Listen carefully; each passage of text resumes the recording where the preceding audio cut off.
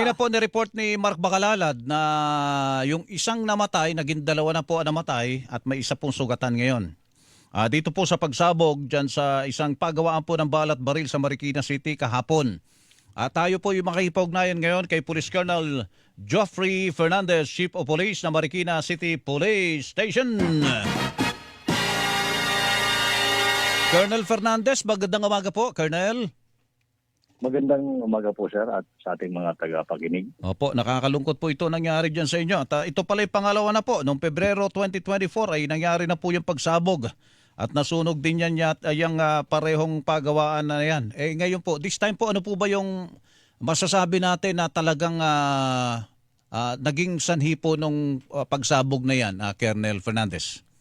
Opo, nagkaroon po ng explosion sa loob ng Ring Fire Department number 2 sa spinning area dito po sa Arms Corps Global Defense INC.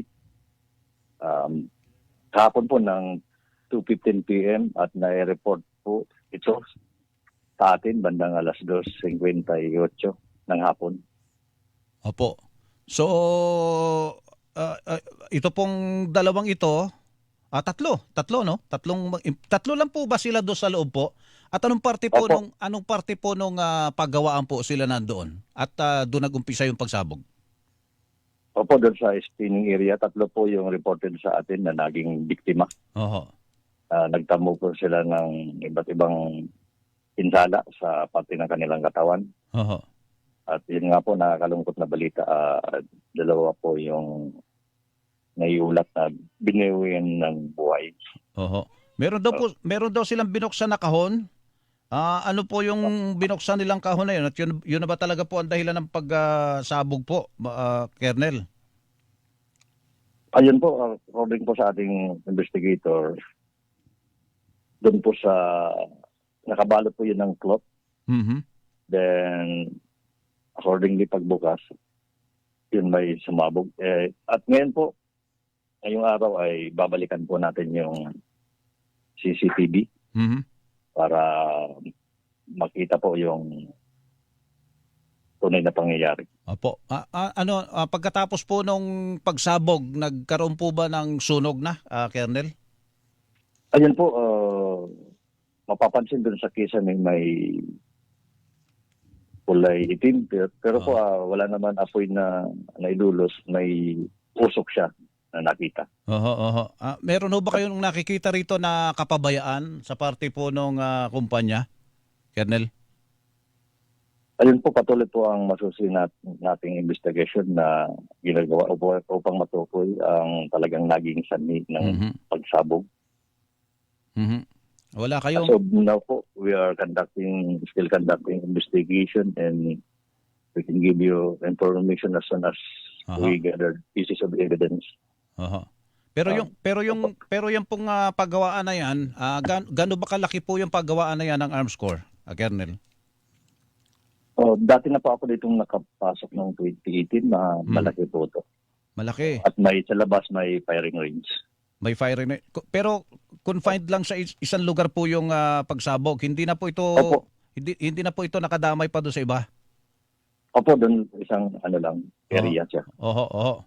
So, ilan po ang mga empleyado nung mga panahon na yon na nandyan sa paggawaan? Doon po sa loob, tatlo lang sila. Opo. Yung iba doon sa loob na yon. Yung po yung Opo, tatlo yun. nandun yung mga anong nakaimbak doon? May mga pulbura po ba doon, Colonel? Pulbura at saka ano pa? Ammunition area, Ammunition area ang tawag doon. according to AMSCO. Oho. So dapat Opo. controlled yung environment po doon. Colonel. Opo. Oho. Yun nga po, nung pumasok yung EOD, Mhm. inaiwan yung mga bakal at cellphone. Mhm. Ayun, yung mga cellphone hindi pwede ipasok doon. So, Opo. ito pong may pagkakahalintulad ba yung pangyayari noong Pebrero 2024 sa pangyayari po ngayon, Colonel? Noon po, wala pa ako, pero may umapoy. Oho. Yan, Kasi kaya natin tinatanong to dahil noong Pebrero 2024 nangyari na po ito At gusto nating malaman kung meron silang mga ginawa para hindi po ito maulit, Colonel.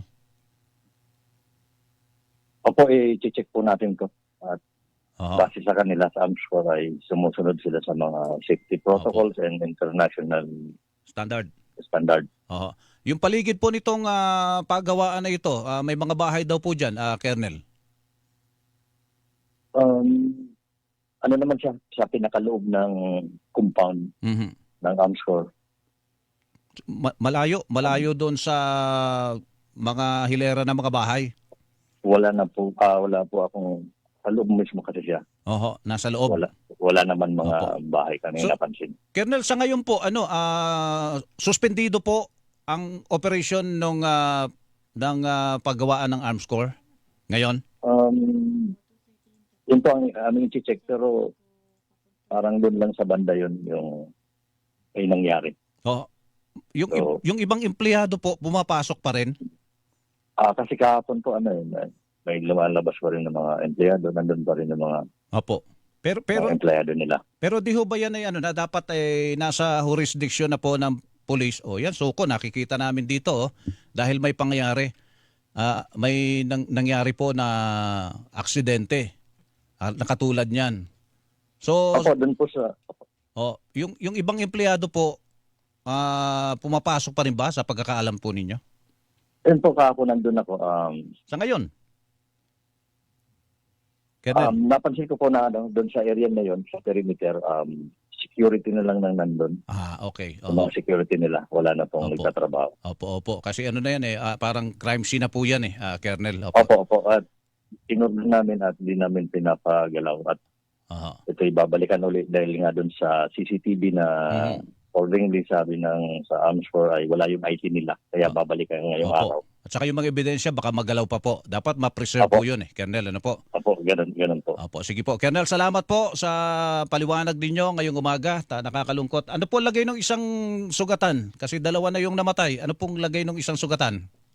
Yung isa pong sugatan ay transfer sa Marikina Valley Hospital. At Opo. ito po ay yung mapula yung mata, then yung isang parte ng kanyang tenga, hindi siya makarinig.